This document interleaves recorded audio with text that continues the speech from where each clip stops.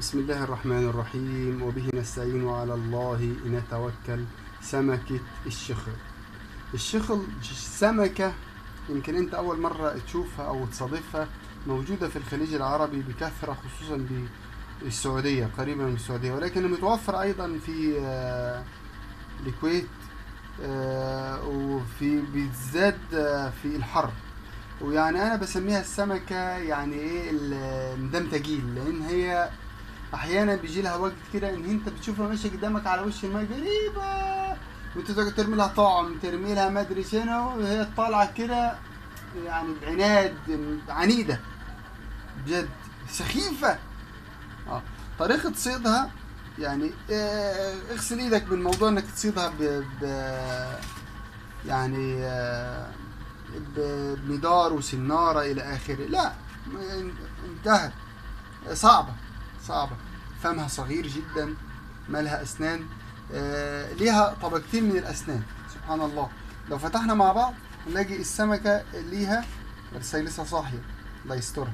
السمكة ليها ايه، حراشف أمامية بتبلع، ومن الداخل شايفين النابين اهو، بنثبت الكاميرا أي بدأ يظهر، معرفش مش ظاهر، اهو كده يظهر أحسن، ظاهرين من الداخل.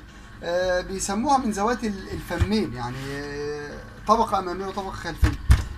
صيد معظم صيدها الأساسي يكون عن طريق الجرجور.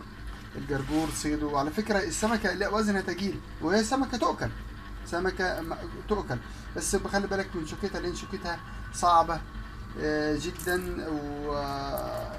ويعني أثرونا تسمى القطرين من السمكة، أحيانا تسمى لها اسم تاني، وسبيتي لها بأهل الإمارات يسمونها سبيتي. طبعا احنا هي قريبة الشبه من سمكة العنفوز، سمكة العنفوز اللي يكون فيها هنا باللون أصفر ومدري لون أزرق وألوان كده، ليها ألوان العنفوز. احنا هنا العنفوز ما بناكلها بالكويت، بس بأهل الإمارات يعني طبق مفضل. كذلك الحال الشخل موجود عند أهل السعودية بالقطيف منتشرة، وأهل السعودية يعني أدرى بشعابها، ممكن يفيدونا أكثر وأكثر. طبعا احنا الحين جبنا معلومات وبيانات عنها، يمكن سمكة جديد اسمها عن أحد يعني المتابعين، فاحفظ اسمها شاء خاء لا وأحيانا تسمى قطرين، وأحيانا تسمى سبيتي، احفظ الأسماء.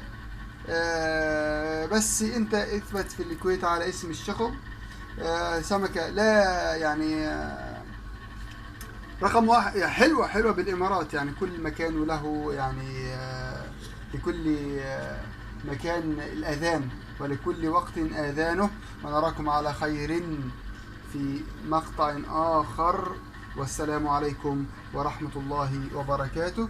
كل ما هو جديد ترونه على قناة الصياد العربي، لايك وسبسكرايب للقناة إن استفدتم، مش كانت المعلومة ديت موجودة عندكم.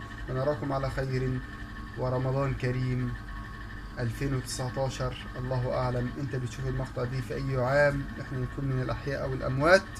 والسلام عليكم ورحمة الله وبركاته.